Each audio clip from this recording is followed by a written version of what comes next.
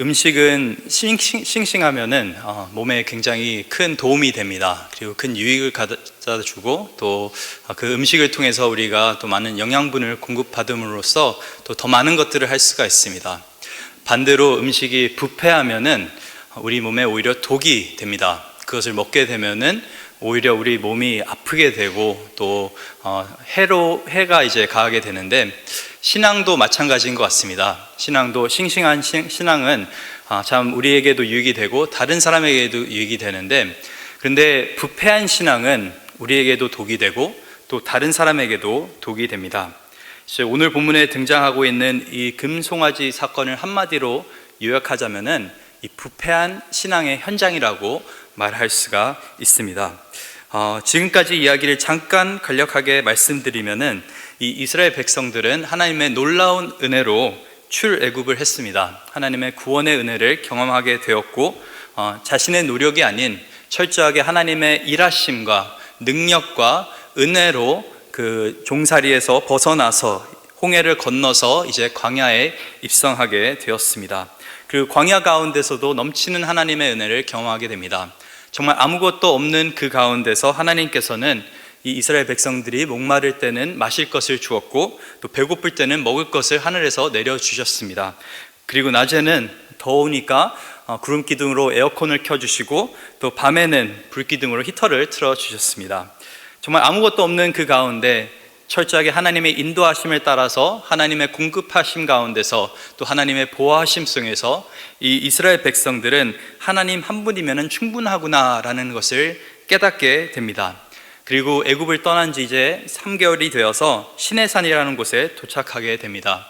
그리고 거기서 이 모세가 하나님의 율법을 받게 되고 그것을 이 이스라엘 백성들과 나누는데, 출애굽기 24장 7절에 이 백성들의 반응이 나옵니다. 언약서를 가져다가 백성에게 낭독하여 듣게 하니 그들이 이르되 여호와의 모든 말씀을 우리가 준행하리이다.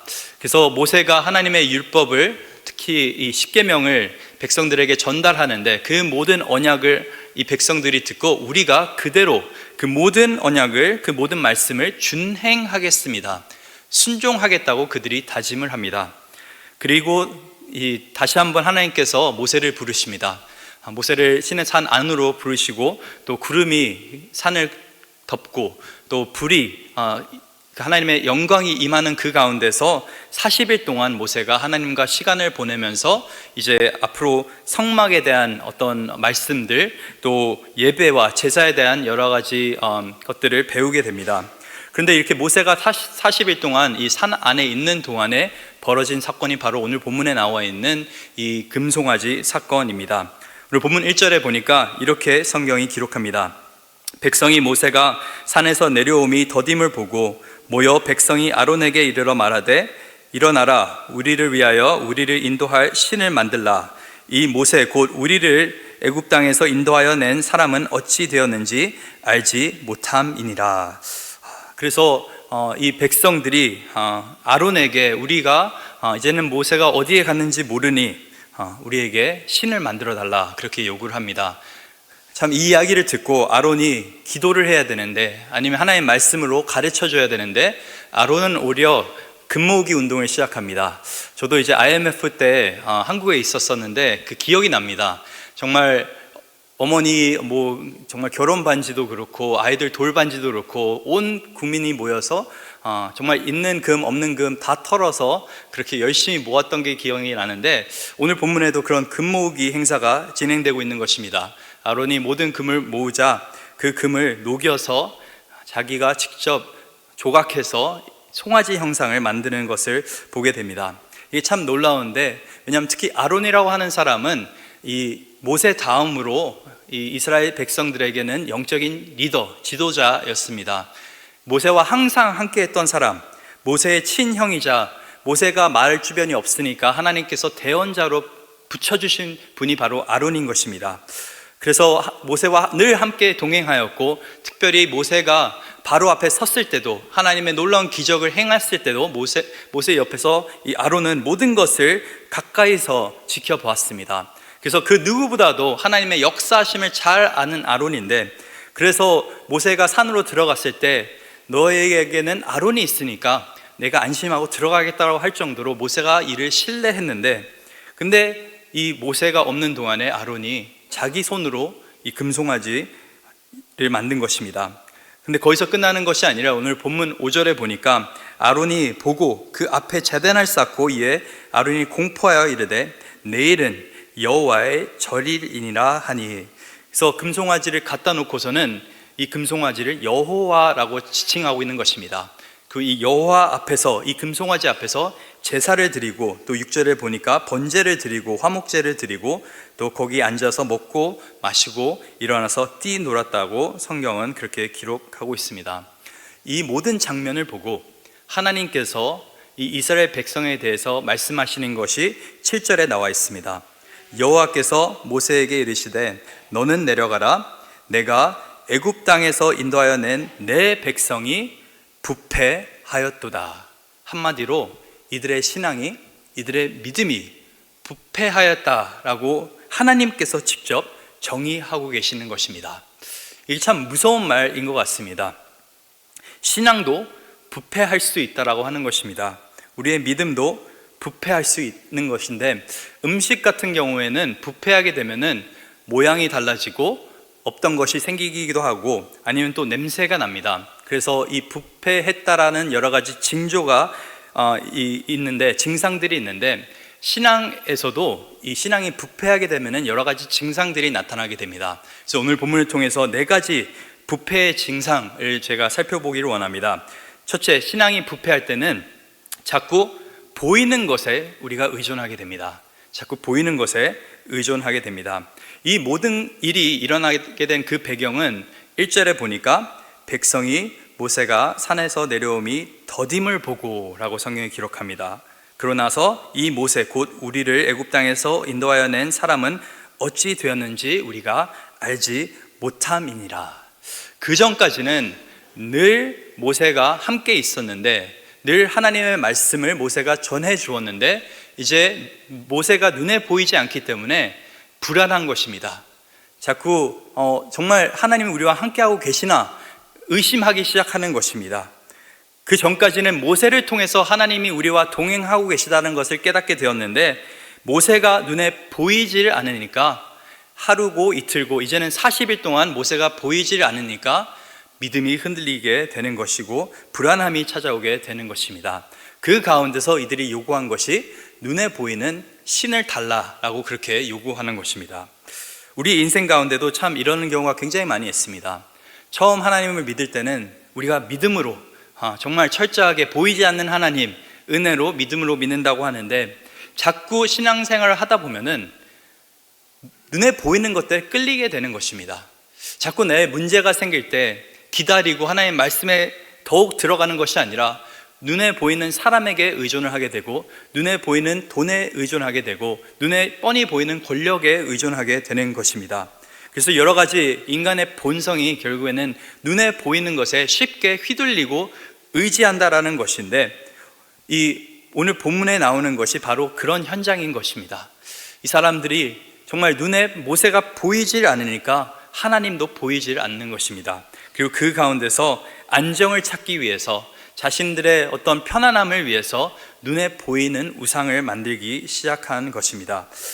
이것이 어떻게 보면 인간의 특성, 습성인 것 같습니다. 그런데 믿음이라고 하는 것은 우리가 잘 아는 것처럼 이 히브리서 11장 1절 말씀 우리 한번 같이 읽도록 하겠습니다. 믿음은 바라는 것들의 실상이요 보지 않는 것들의 증거니. 그래서 하나님께서는 철저하게 말씀하십니다. 나는 눈에 보이지 않는 하나님이지만은 그 보이지 않는 하나님을 믿는 것이 은혜라고 하나님께서는 말씀하십니다. 눈에 보이는 것을 믿는 것은, 그것은 아무나 할 수 있는 거지만은 눈에 보이지 않는 것을 믿는 것은, 그것은 은혜로 되는 것입니다.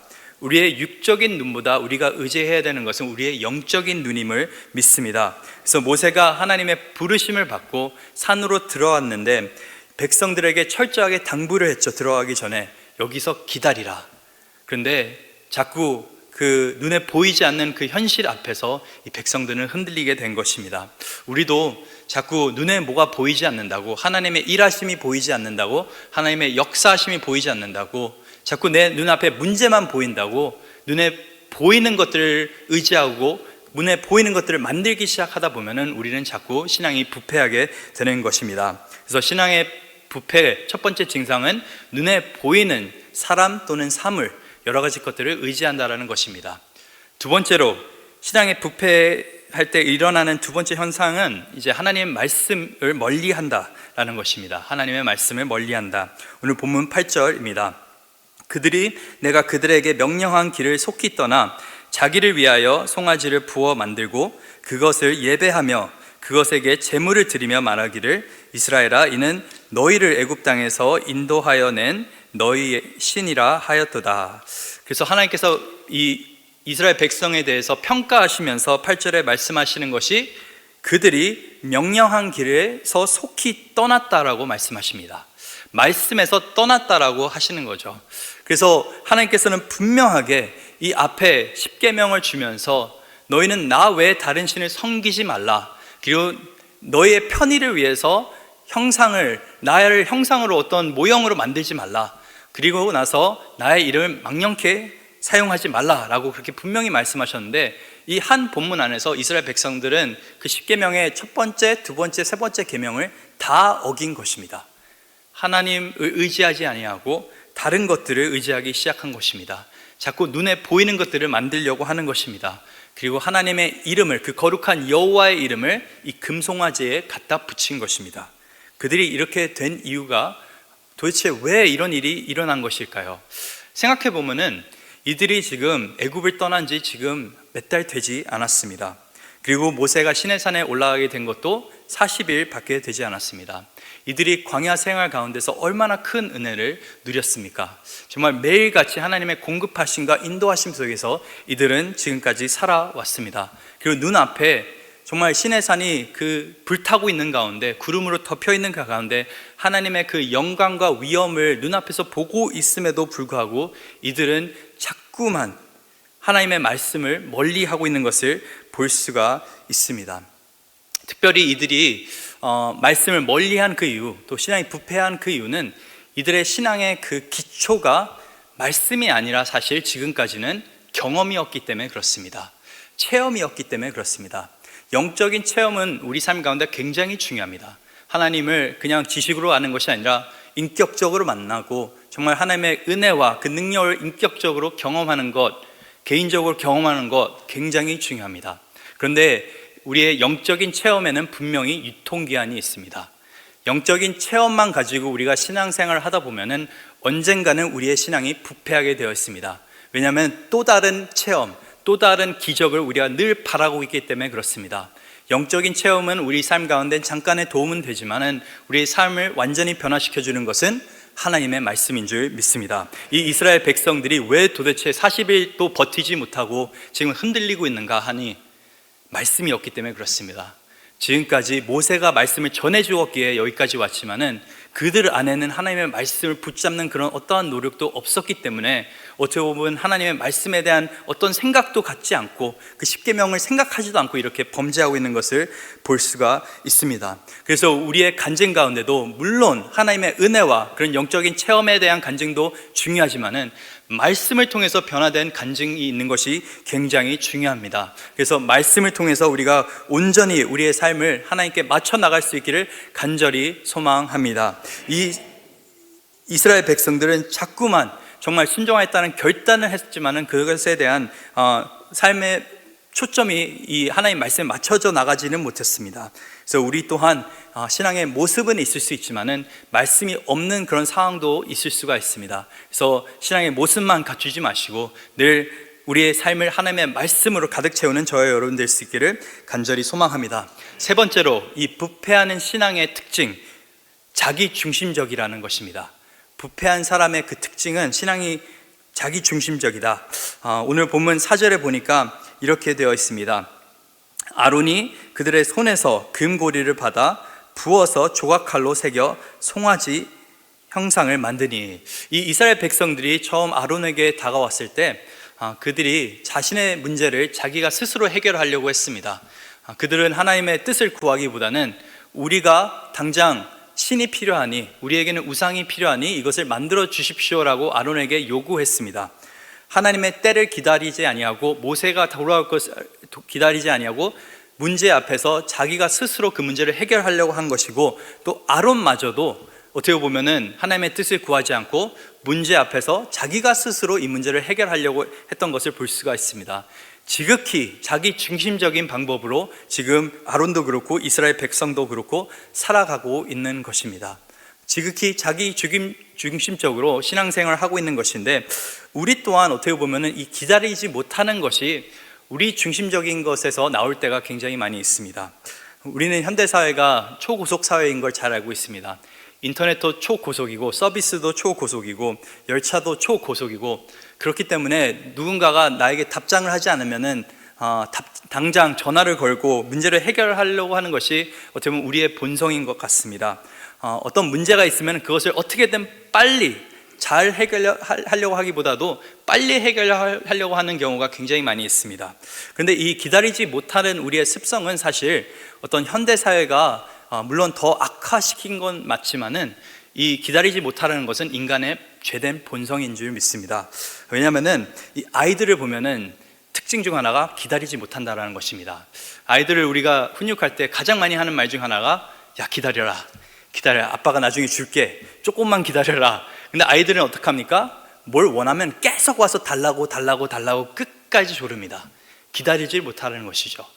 근데 그 본성이 어떻게 보면 우리의 죄된 본성인 것 같습니다. 하나님 앞에서 어떻게 보면 우리는 계속해서 하나님의 약속을 붙잡으면서 때가 될 때까지 기다려야 하는데, 자꾸 하나님을 우리의 시간에 맞추려고 하는 경우가 많이 있습니다. 자꾸 하나님의 때를 우리의 때에 맞추려고 하는 경우가 많이 있습니다. 모세가 안 나타나자 기다리는 것이 너무 버겁자 이 이스라엘 백성들이 택했던 방법, 아론이 택했던 방법은 우리가 해결하자입니다. 즉 이 자기 중심적인 방법으로 어떻게 보면 기다리지 아니하고 문제를 해결하려고 했는데, 이 신앙생활 가운데 가장 중요한 덕목 중 하나가 바로 인내입니다. 로마서 8장 24절에 또 25절에 이렇게 성경이 기록합니다. 우리가 소망으로 구원을 얻었음에 보이는 소망이 아니니 보는 것을 누가 바라리요. 만일 우리가 보지 못한 것을 바라면 참음으로 기다릴지니라. 보이지 않는 것을 우리가 그 가운데 소망을 두는 가운데 필요한 것은 뭐가 필요합니까? 참음, 인내가 필요하다라고 하는 것입니다. 기다림이 필요하다라고 하는 것입니다. 그렇기 때문에 성령의 열매 중 하나가 오래 참음이죠. 충성 또한 어떻게 보면은 이 오래 참음과 연결이 되어 있는 것입니다. 믿는 자의 인생은 기다리는 인생입니다. 하나님의 말씀을 붙잡고 끝까지 흔들리지 않고 인내하는 인생이 믿는 자의 인생인 줄 믿습니다. 근데 부패한 신앙은 자꾸만 기다리지 못하고 자기 중심적으로 문제를 해결하려고 하는 것을 볼 수가 있습니다. 마지막으로 부패한 신앙의 특징은 하나님을 우상화한다라고 하는 것입니다. 하나님을 우상화한다. 오늘 본문 1절에 다시 한번 보면은 이렇게 되어 있습니다. 백성이 모세가 산에서 내려옴이 더딤을 보고 모여 백성이 아론에게 이르러 말하되 일어나라, 우리를 위하여 우리를 인도할 신을 만들라. 한국어 성경에는 그냥 신을 만들라라고 되어 있는데, 사실 히브리어 성경에 보면은 이 신이라고 하는 단어가 복수로 되어 있습니다. 그래서 이 영어 성경에도 보면 make us gods, 복수로 되어 있습니다. 그 말은 뭐냐면은 이 이스라엘 백성들은 여러 가지의 신을 만들고 싶어하는 그런 마음이 있는 것입니다. 우상을 만들고 싶어하는 그런 욕망이 있는 것인데, 그 욕망이 어디서 나오는 것입니까? 그들의 배경에서 나오는 것입니다. 그들이 어디서 나왔냐면은 우상이 가득한 곳 애굽에서 나왔습니다. 여러 가지 우상들을 섬기고 여러 가지 우상들을 숭배하는 그곳에서 이 이스라엘 백성들이 배운 것은 무엇입니까? 여러 우상들을 우리가 열심히 섬겨야지 우리의 인생이 편안해진다라는 것을 그들은 삶 가운데서 늘 그렇게 주입식으로 배운 것입니다. 근데 이 어려움이 이르자, 지금까지는 하나님의 은혜로 또 모세의 리더십으로 여기까지 왔지만 어려움이 일어나자 다시 옛 습성으로 돌아가게 된 것입니다. 그래서 자꾸 우상을 만들려고 하는데, 우상의 정의가 뭡니까? 오늘 본문에 나와 있는 그 1절에 나와 있는 그들이 말하는 그 정의가 바로 우상의 정의입니다. 나를 위하여 내가 만드는 것이 바로 우상입니다. 나의 편의를 위해서, 나의 욕심을 위해서, 나의 욕망을 위해서 내가 만드는 것이 바로 입니다.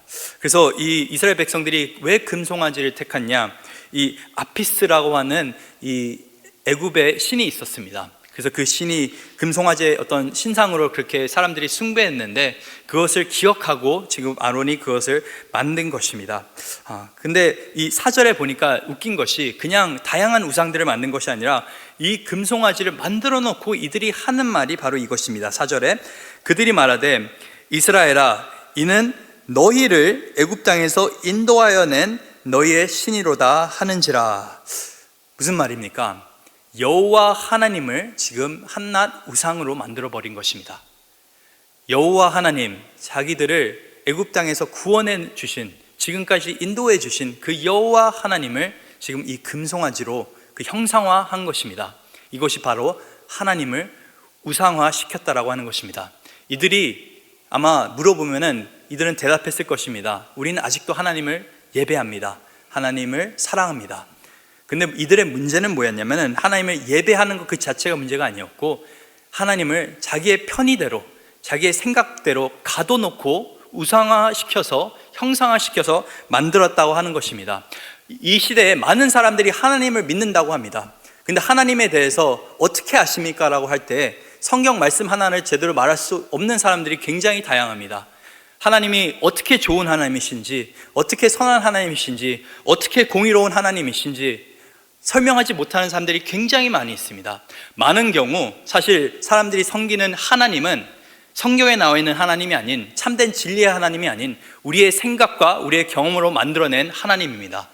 그래서 내가 하고 싶은 뜻대로 열심히 살다가 내가 원하는 대로 열심히 하다가 결국에 하나님이 하셨습니다 라고 말하는 사람들이 너무나 많이 있습니다. 기독교라고 하는 것은 하나님을 우리 뜻에 맞추는 것이 아니라 우리가 하나님의 뜻에 맞춰 나가는 것인 줄 믿습니다.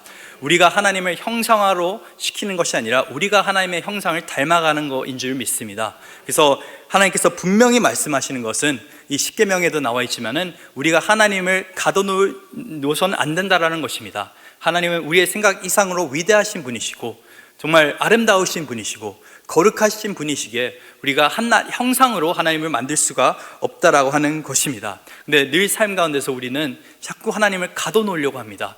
우리의 생각 안에서, 우리의 틀 안에서 가둬놓으려고. 그리고 만약에 내 뜻대로 하나님이 움직이지 아니하면은 또 그 하나님을 원망하고 또 하나님을 떠나는 경우도 굉장히 많이 있습니다.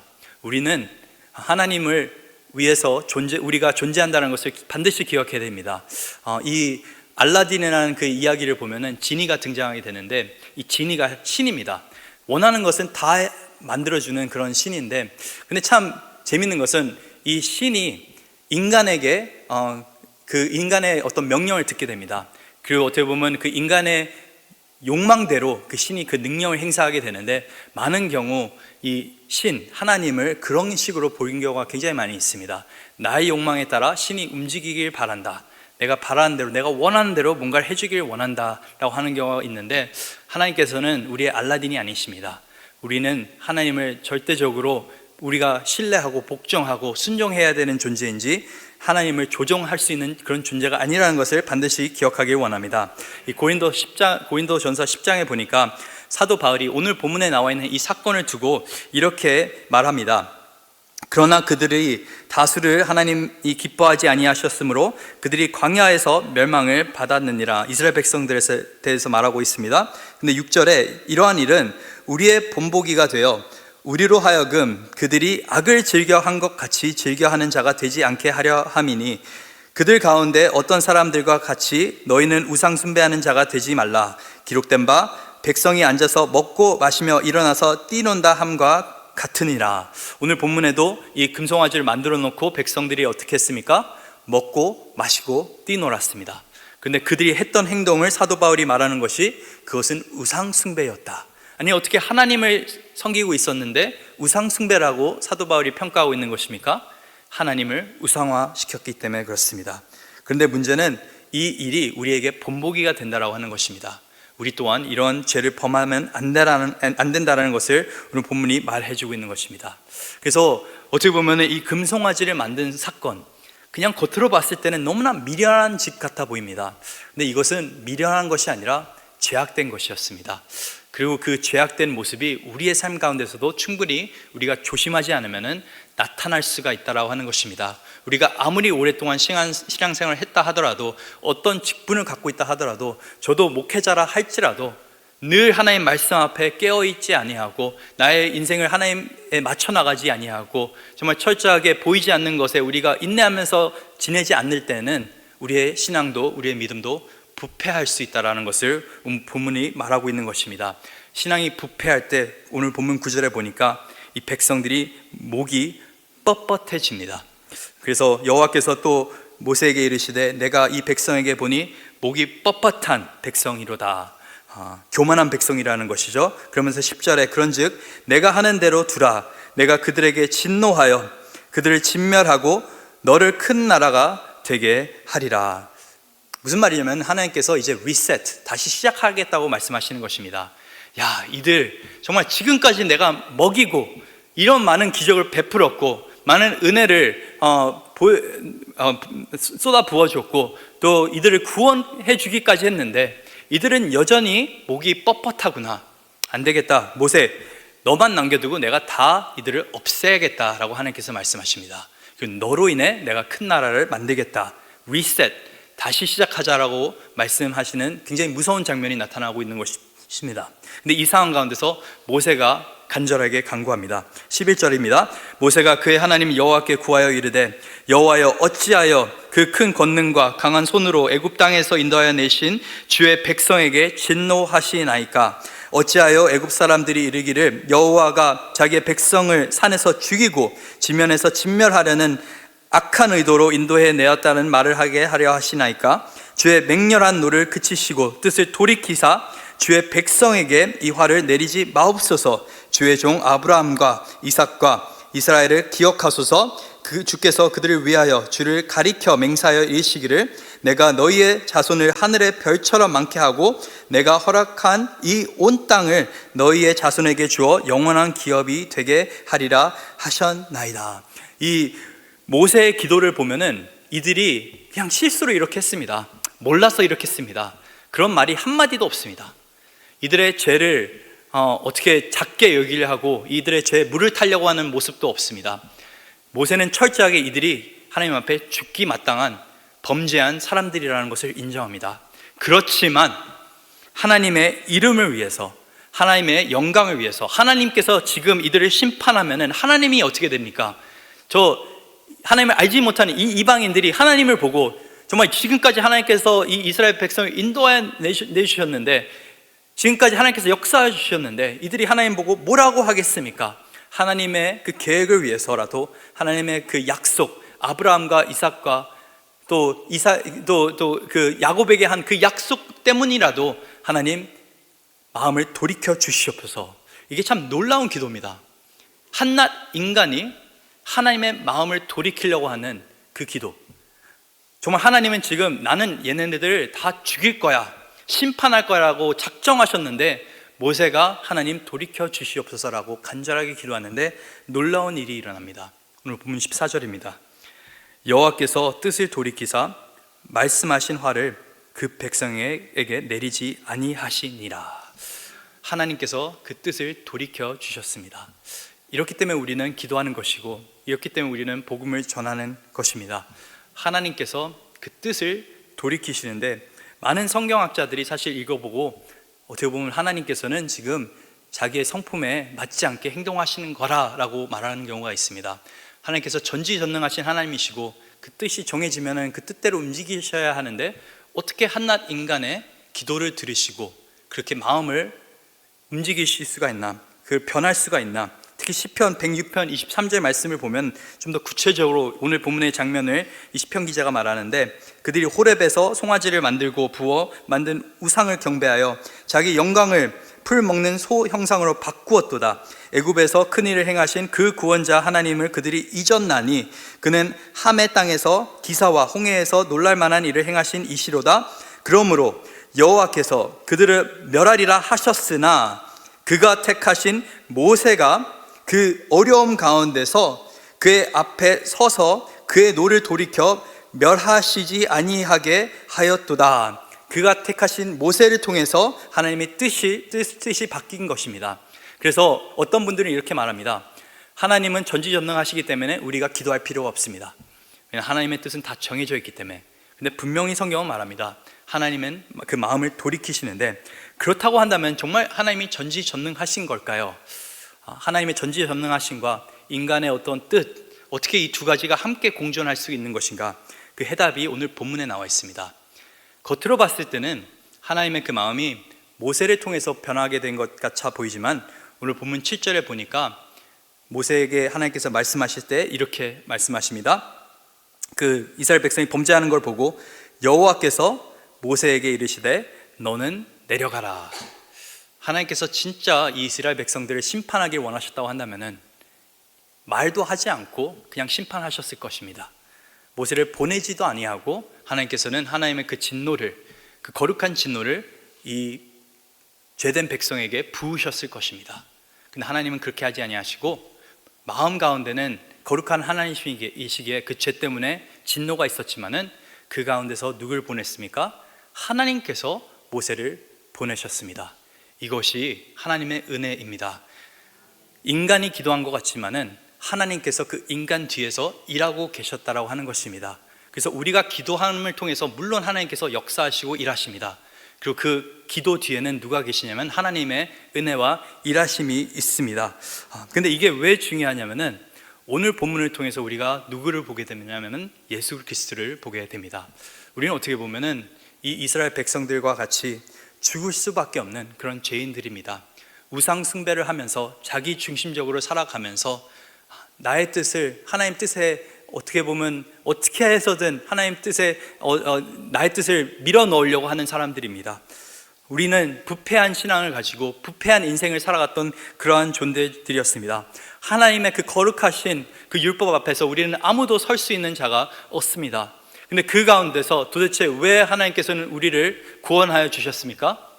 하나님의 그 중보자, 하나님의 중재자, 모세보다 더 뛰어난, 더 위대한 예수 그리스도를 우리 가운데 보내주셨기 때문에 그렇습니다. 지금 사순절 기간 동안에 우리가 예수님에 대해서 묵상하고 있는데 어떻게 보면 이 하나님의 그 뜻을 바꾸는 사람, 이 모세라고 하는 사람은 그 인간이 위대해서가 아니었기 때문에 위대해서가 아니었습니다.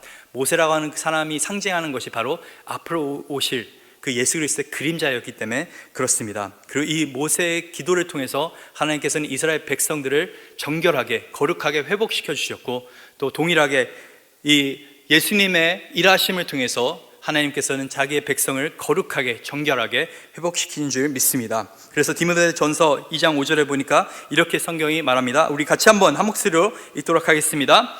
하나님은 한 분이시요 또 하나님과 사람 사이의 중보자도 한 분이시니 곧 사람이신 그리스도 예수라. 하나님, 그 거룩한 하나님, 또 죄된 우리 그 가운데 유일하게 중보할 수 있는, 중재할 수 있는 그 하나님, 또 사람이신 예수님 오셔서 우리를 위해서 죽으셨습니다. 이것이 십자가의 은혜인 줄 믿습니다. 그래서 어떻게 거룩한 하나님이 인간의 죄를 그냥 보고 계실 수 있는가? 그냥 보고 계시지 않죠. 십자가를 보면 하나님께서는 철저하게 죄를 심판하십니다. 근데 하나님께서는 또 그 죄를 심판하시지만 또 죄인을 용서해 주십니다. 그걸 어떻게 합니까? 십자가를 보면 알 수가 있습니다. 그래서 하나님의 그 거룩한 공의와 또 하나님의 그 놀라운 사랑이 만나는 그 아름다운 장소가 바로 십자가입니다. 그 십자가의 사건이 우리의 중보자, 우리의 중재자 되신 예수 그리스도를 통해서 이렇게 이루어졌습니다. 그래서 오늘 이제 우리에게 남겨진 것은 우리가 이제 선택을 해야 됩니다. 오늘 본문 26절을 보니까 이 모든 것을 전하고 나서 백성들에게 모세가 이렇게 말합니다. 이에 모세가 진 문에 서서 이르되 누구든지 여호와의 편에 있는 자는 다 내게로 오라 하매 레위 자손이 다 모여 그에게로 가는지라. 그러고 나서 하나님의 놀라운 은혜도 있었지만 하나님의 거룩한 심판도 임하게 되었습니다.